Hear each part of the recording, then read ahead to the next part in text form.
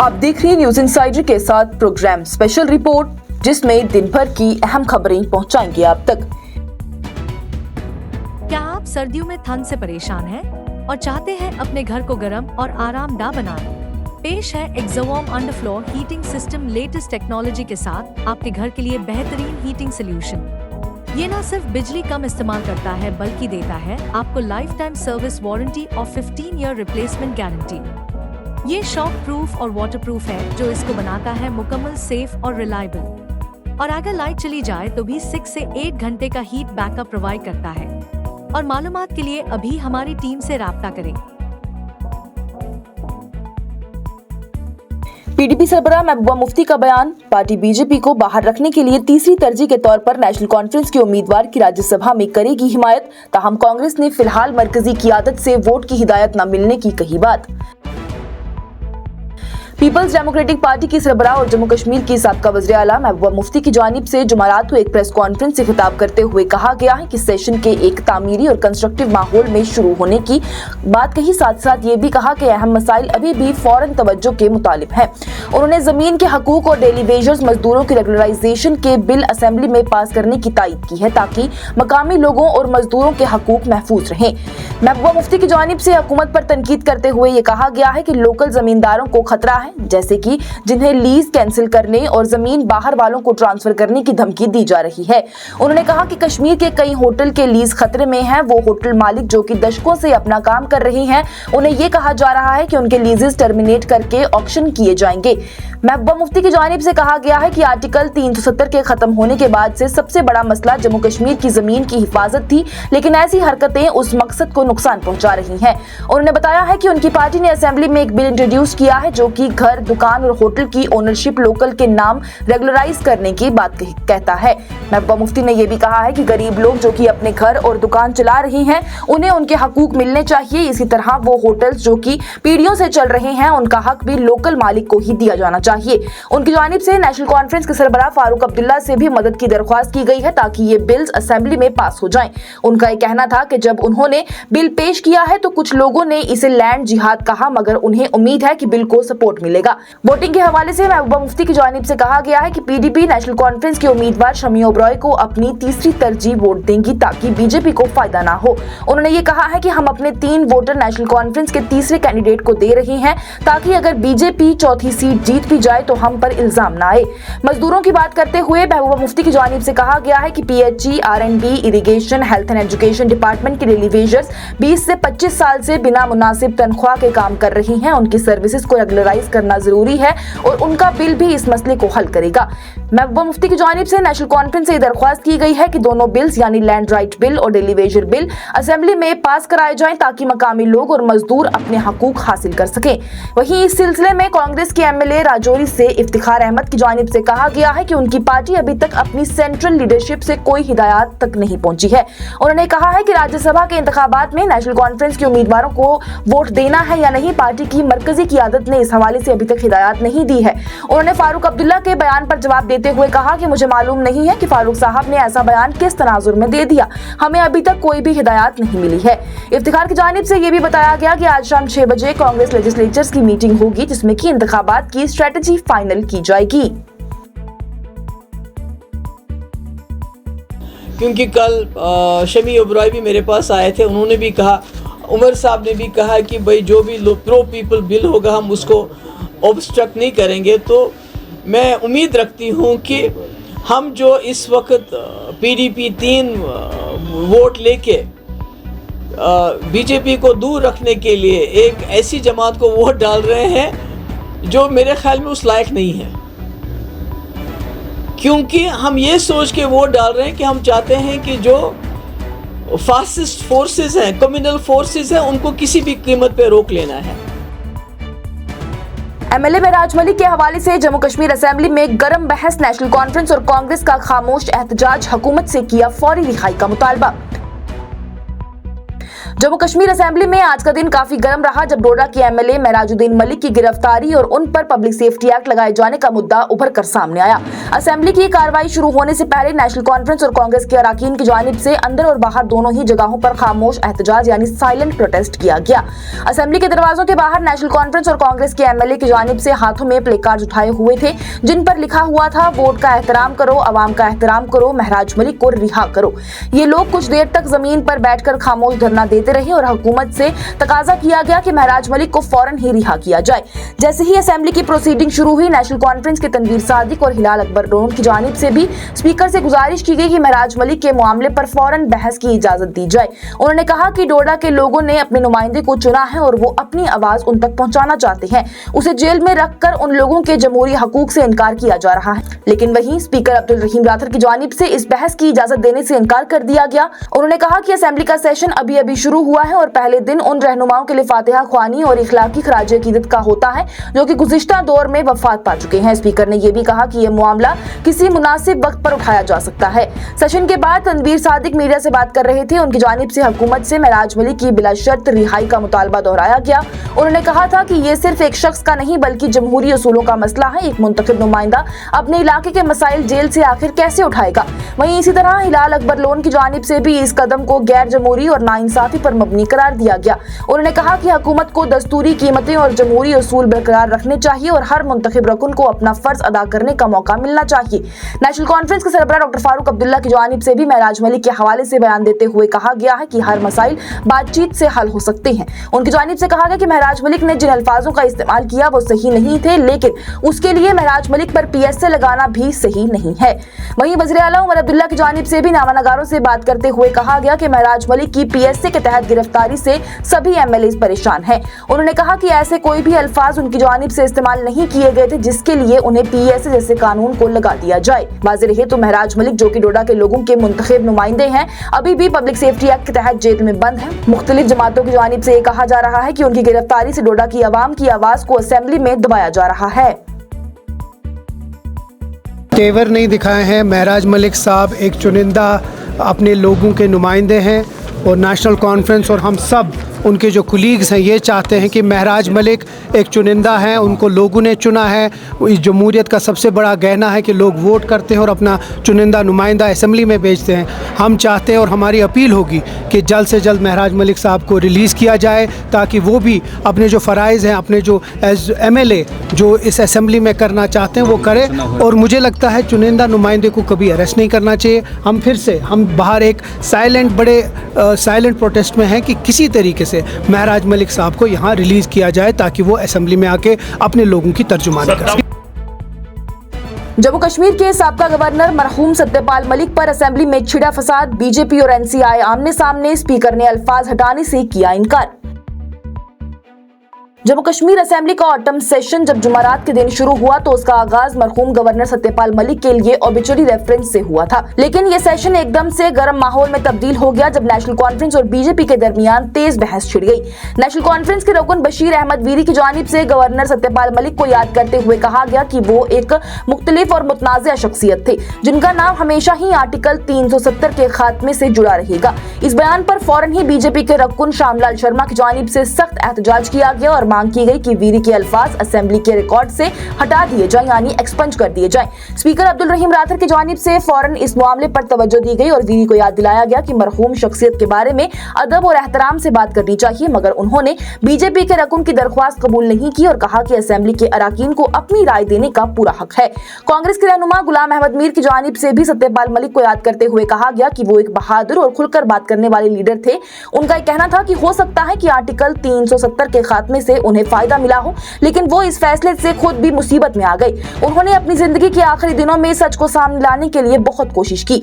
PDP के MLA Rafiq नायक की जानिब से भी सत्यपाल मलिक को मुखालिफ और मुतनाज़िया शख्स करार दिया गया था, लेकिन कहा गया कि अब जब वो हमारे दरमियान नहीं है, हमें उनके लिए बेहतरीन अल्फाज इस्तेमाल करने चाहिए। इसी तरह से CPIM के रहनुमा मोहम्मद यूसुफ तारिगामी और अवामी इत्तेहाद पार्टी के शेख खुर्शीद ने भी कहा कि तनकीद इखलाकी हुदूद में रहकर होनी चाहिए। उनका ये कहना था कि सत्यपाल मलिक की विरासत यानी लेगेसी उन फैसलों की वजह से दागदार हुई है जिनके नतीजे में जम्मू कश्मीर के लोगों को मुसीबत उठानी पड़ी। वज़ीर आला उमर अब्दुल्ला की जानिब से भी मरहूम गवर्नर को खराज अकीदत पेश की गई और कहा गया कि जिन शख्सियात को हम आज याद कर रही हैं उन्होंने बेहतरी के लिए काम करने की कोशिश की है। इंसान गलती से पाक नहीं होता, खता चाहे इरादतन हो या फिर बेइरादे होती जरूर है। वहीं नायब वज़ीर आला सुरेंद्र चौधरी की जानिब से भी सत्यपाल मलिक के हवाले से सवाल करते हुए कहा गया कि उनकी वफात के बाद उनके जिस्म पर तिरंगे को क्यों नहीं लपेटा गया। उन्होंने कहा कि अगर बीजेपी के एमएलए मर्यादा और इज्जत की बात करते हैं तो फिर एक ऐसा शख्स जिसने कि मुल्क के कई हिस्सों में बतौर गवर्नर, बतौर एमएलए और एमपी अपनी खिदमत अंजाम दी है, वो तिरंगे को मजबूत करने के लिए काम करता रहा। उसकी वफात पर उसे ही तिरंगा आखिर क्यों नहीं दिया गया। वाज़ेह है, इस ऑबिचुरी सेशन ने असेंबली को दो हिस्सों में तकसीम कर दिया। कुछ अरकान ने सत्यपाल मलिक की क़ियादत और हौसले को सराहा, जबकि दूसरों ने उन पर जम्मू कश्मीर की आवाम को बेइख्तियार करने का इल्जाम लगाया, जिसकी बुनियाद उनके मुताबिक 5 अगस्त 2019 से रखी गई थी। जम्मू कश्मीर वक्फ बोर्ड के हवाले से करारदाद के मुस्तरद होने पर पीडीपी के एमएलए वहीदुर रहमान परा का बयान। स्पीकर से इस करारदाद को दोबारा शामिल करने का किया गया मुतालबा। जम्मू कश्मीर असेंबली में आज एक अहम मसला उस वक्त उभर कर सामने आया जब पीपल्स डेमोक्रेटिक पार्टी के रकुन असेंबली वहीदुर रहमान परा ने कहा कि वक्फ बोर्ड की बहाली और उसकी निगरानी मुत्तहिदा मजलिस उलेमा के हवाले करने से मुतल्लिक रेजोल्यूशन को असेंबली के बैलेट में शामिल नहीं किया गया। वहीदुर रहमान परा की जानिब से सोशल मीडिया प्लेटफॉर्म एक्स पर अपनी पोस्ट में कहा गया कि ये रेजोल्यूशन बैलेट के दौरान ड्रॉप कर दिया गया था, यानी कि इसे आज की कार्रवाई का हिस्सा नहीं बनाया गया। उन्होंने कहा कि वो इस मामले को फॉर्मली स्पीकर अब्दुल रहीम राथर के सामने उठाएंगे और उनसे दरख्वास्त करेंगे कि वो अपनी इख्तियारी सलाहियत इस्तेमाल करते हुए इस रेजोल्यूशन को असेंबली के लेजिस्लेटिव बिजनेस में शामिल करें। परा की जानिब से कहा गया था कि वक्फ बोर्ड एक नाजुक और मजहबी अहमियत रखने वाला इदारा है, जिससे कि सिर्फ इदारती तौर पर नहीं बल्कि दीन और अकीदे से भी जोड़ा हुआ समझा जाता है। उन्होंने जोर देकर कहा है कि ऐसे मामले पर असेंबली के अंदर बहस होनी जरूरी है ताकि अवाम के जज्बात और मजहबी एहसास का एहतराम हो सके। पीडीपी के इस रकुन की जानिब से यह भी कहा गया कि वक्फ बोर्ड की कस्टोडियनशिप दोबारा मकामी मजहबी रहनुमाओं, खासतौर पर मीरवाइज मौलवी उमर फारूक की क़ियादत में मुत्तहिदा मजलिस उलेमा के हवाले की जानी चाहिए। उनका यह कहना था कि इससे वक्फ के इदारों पर अवाम का भरोसा कायम रहेगा और मजहबी इदारों की असली रूह भी दोबारा जिंदा हो जाएगी। वहीं परा ने उम्मीद जाहिर की है कि असेंबली स्पीकर इस अहम मामले पर अपनी तवज्जो देंगे और वक्फ बोर्ड से मुतल्लिक रेजोल्यूशन को दोबारा हाउस का एजेंडे में शामिल कर लेंगे ताकि इस पर जमहूरी तौर पर फैसला लिया जा सके। वक्फ को लेकर पीपल्स डेमोक्रेटिक पार्टी की तरफ से एक रेजोल्यूशन आया है जिसमें हमने ये कहा है कि वक्फ के जो इंस्टीट्यूशंस हैं, मस्जिदें हैं, ज़ियारतें हैं, उसकी रहनुमाई, कस्टोडियनशिप आप यहाँ के रिलीजियस क्लर्जी को दें, मीर वाइज़ कश्मीर को दें। उनके साथ साथ जो मीर वाइज़ साहब के साथ साथ है MMU में जितने भी उल्मा है, मुसलमान उल्मा है, उनको दे। जैसे आगा साहब है, जैसे आगा हसन साहब है उसमें, या रहमतुल्लाह साहब है, या और भी काफ़ी लोग हैं जो मुस्लिम बॉडीज़ को गवर्न कर सकते हैं, क्योंकि ये एक रिलीजियस मसला है। राज्यसभा इंतखाबात से पहले नेशनल कॉन्फ्रेंस का डायरेक्टिव हुआ जारी। पार्टी के तमाम एमएलएज को कल असेंबली में हाजिरी और पार्टी उम्मीदवारों को वोट देने का हुक्म दिया गया। जम्मू कश्मीर नेशनल कॉन्फ्रेंस की जानिब से आज अपने तमाम अरकान असेंबली के लिए एक डायरेक्टिव जारी किया गया है, जो कि आने वाली राज्यसभा इंतखाबात के सिलसिले में दिया गया। ये व्हिप मुबारक गुल की जानिब से बुध के दिन जारी किया गया, जिसमें पार्टी के तमाम एमएलएज को सख्ती से हुक्म दिया गया कि वो 24 अक्टूबर यानी कल ही असेंबली में मौजूद रहें और पार्टी के रस्मी उम्मीदवारों के हक में वोट डालें।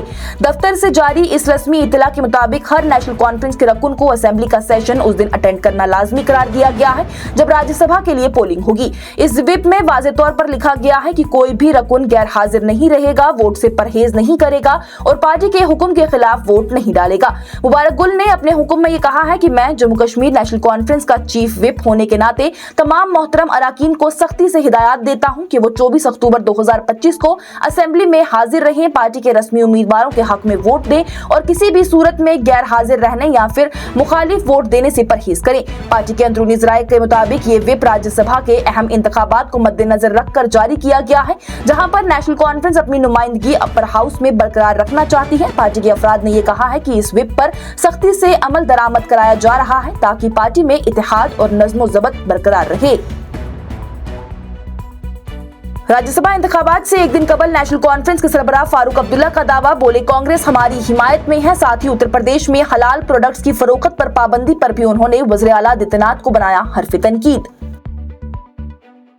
जम्मू कश्मीर नेशनल कॉन्फ्रेंस के सरबराह फारूक अब्दुल्ला की जानिब से जुमेरात के दिन कांग्रेस का ताउन और हिमायत का इजहार किया गया है, जो कि आने वाली राज्यसभा के इंतखाबात में उनके साथ खड़ी है।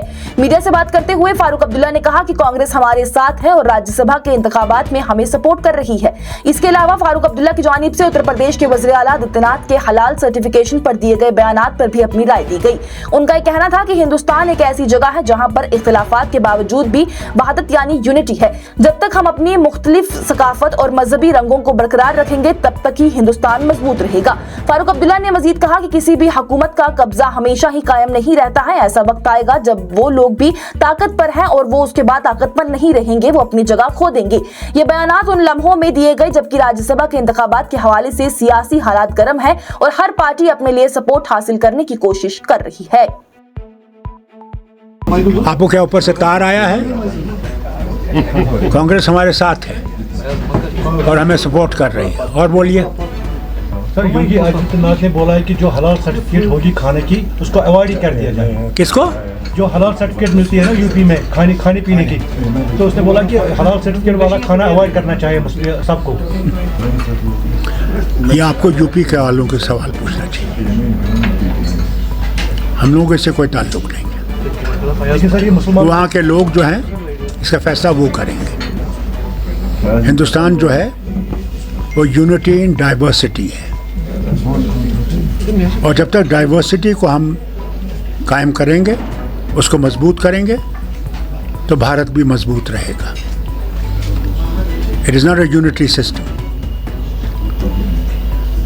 और अनेकता में एकता है और जब तक हम अनेकता को मजबूत करते रहेंगे वतन भी मजबूत रहेगा।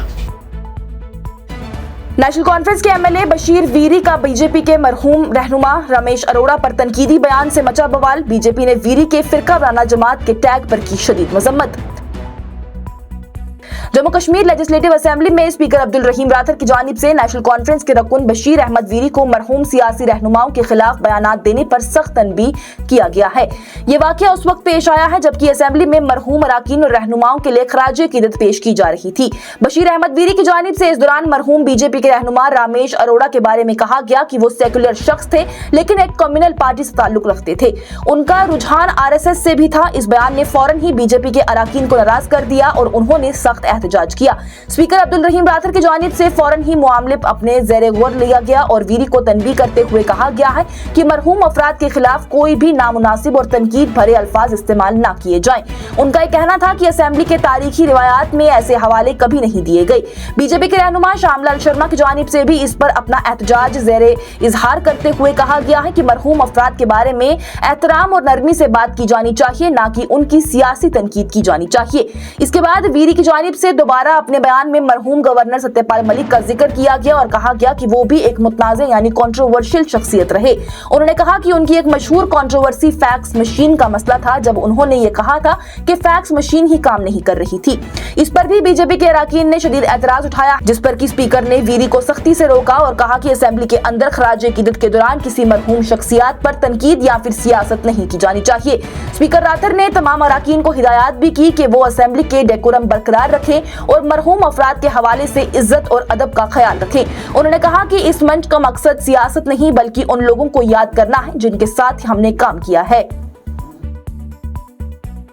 एक कम्युनल चीज है, लेकिन जहाँ तक मैं अरोड़ा साहब को जानता हूँ बहुत ही सेक्युलर थे और हर एक को प्यार करते थे, हर एक को बुलाते थे, एक साथ करते थे।